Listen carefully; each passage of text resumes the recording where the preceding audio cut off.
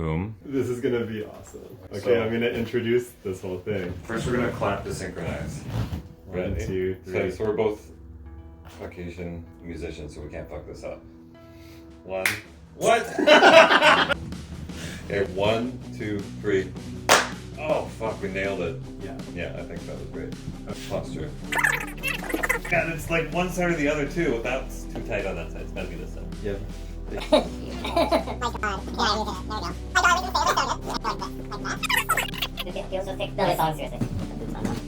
3, 2, 1, done. Hi, I'm Devours, and I'm here with Hank Pine for the very first installment of a brand new video series named UFO, which is an acronym for Unidentified Figure. Wow! Yeah.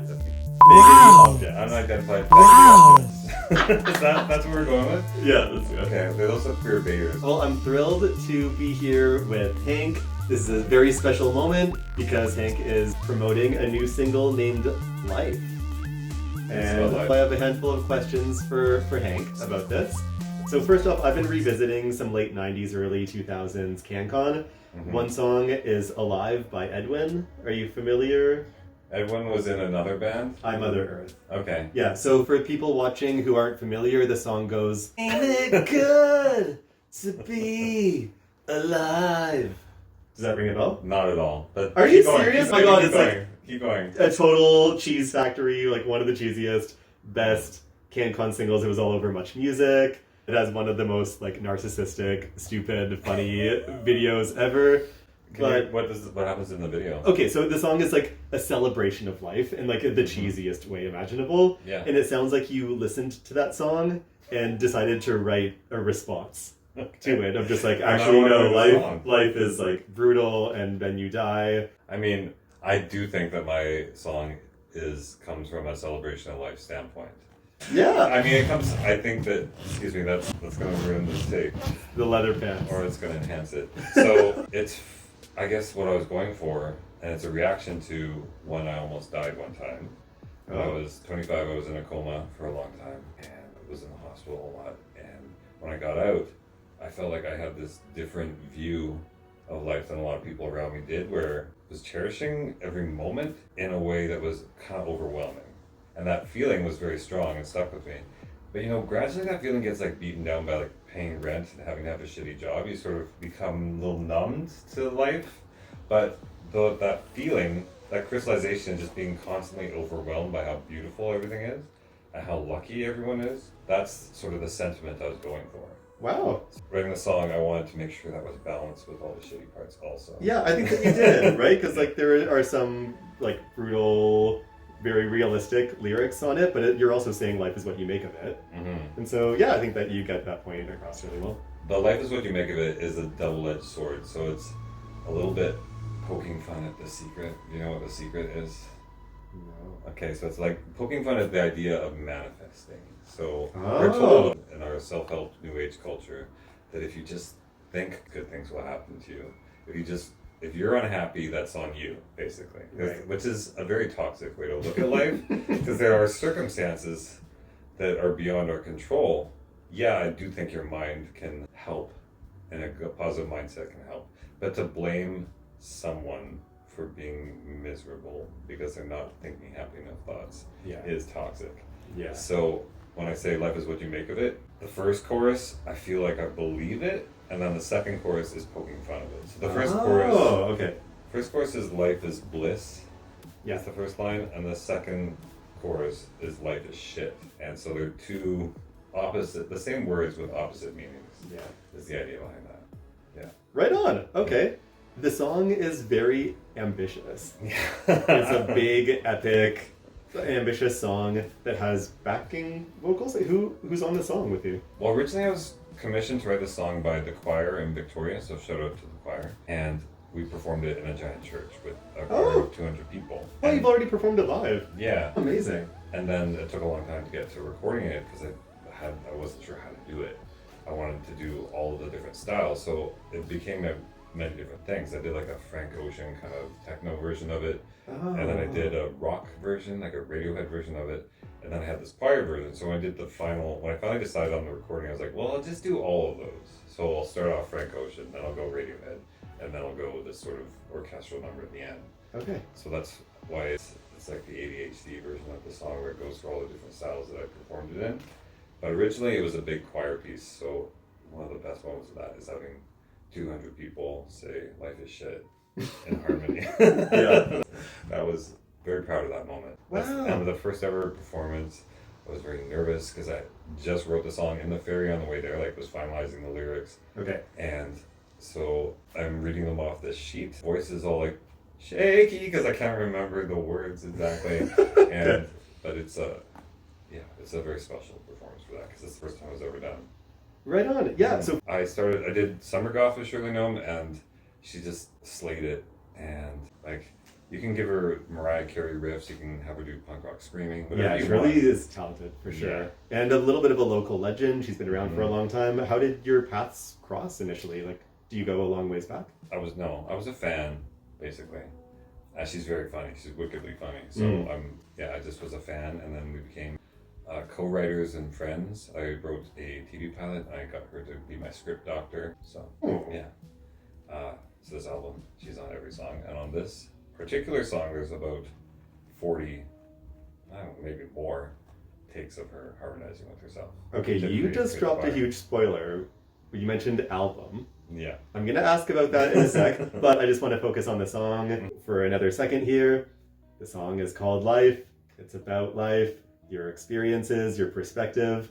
As like a gay artist in a big, expensive city, what do you think is the meaning of life? So part of writing the song is tongue-in-cheek, obviously. Just the ostentatious nature. I guess it's ostentatious to use a word like ostentatious, but like the ostentatious nature of calling a song life and being like, no, I nailed it. This is what life is about. That was very funny to me. Okay, Just the ego involved in calling a song life is hilarious to me.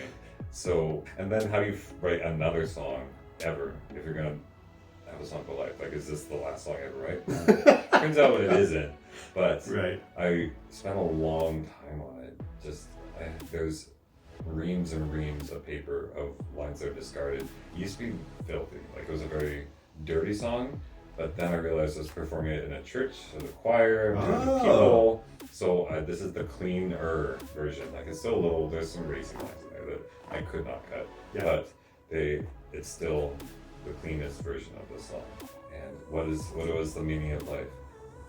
Well, have you seen that movie, Everything Everywhere All at Once? I sure have. Okay. So, break down themes of that movie. When you strip away all the amazing visuals, it's about nihilism. So, her daughter is a nihilist and almost convinces the mother character to become a nihilist. But throughout this process, she starts thinking about her husband. And he's the guy that puts googly eyes on everything. And his whole take is like, he's not naive, he's not stupid. He just realizes that you can go either way when nothing matters. So he decides to just be kind and embrace joy as a way of life. It's like, if you can choose anything, just choose to be kind. And so at the end of the movie, she, instead of kung fu fighting, she starts spreading joy. And she's like, okay, now I'm gonna fight like you. She puts a googly eye on her third eye.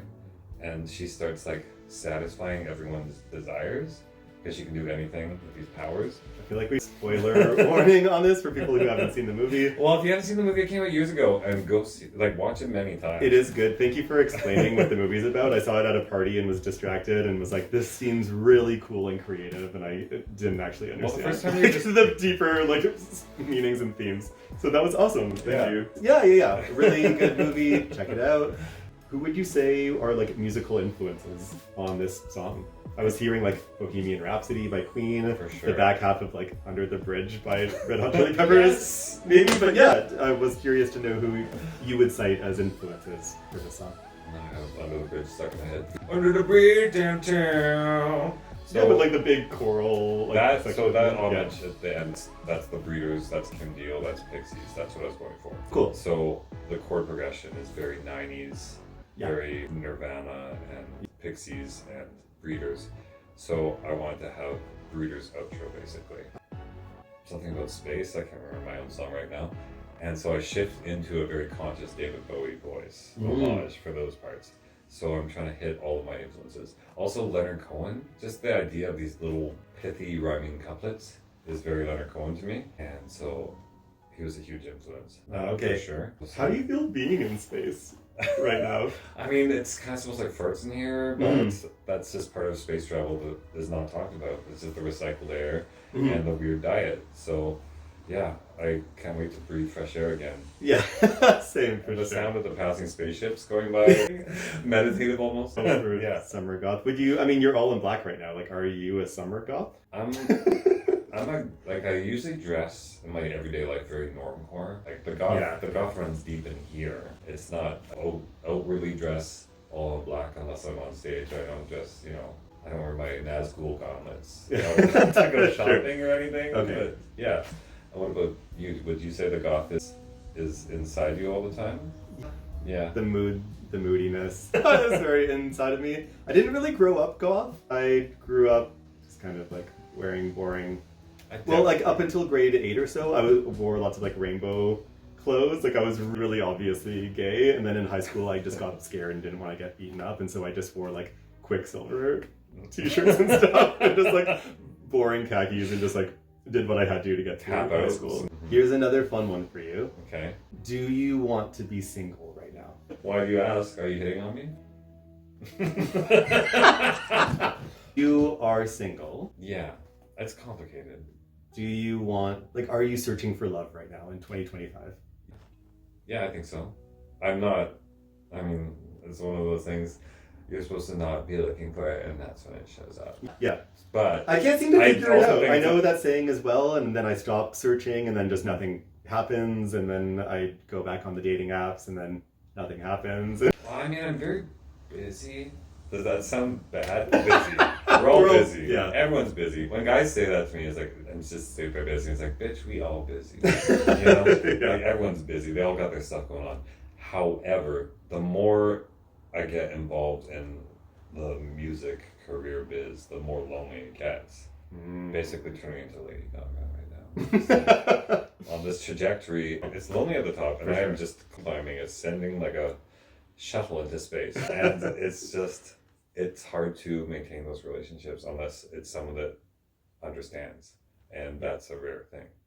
So I had a 9-year relationship with Jimbo, and we just integrated our lives completely, and that's how we did it. So he would come on tour with me, and I would, support all of his things, and that's how you do it. Or an entertainer, you kind of have to find someone that's game to come along for the ride. Yeah, absolutely. Okay, well, I'm Devours. This is Hank Pine.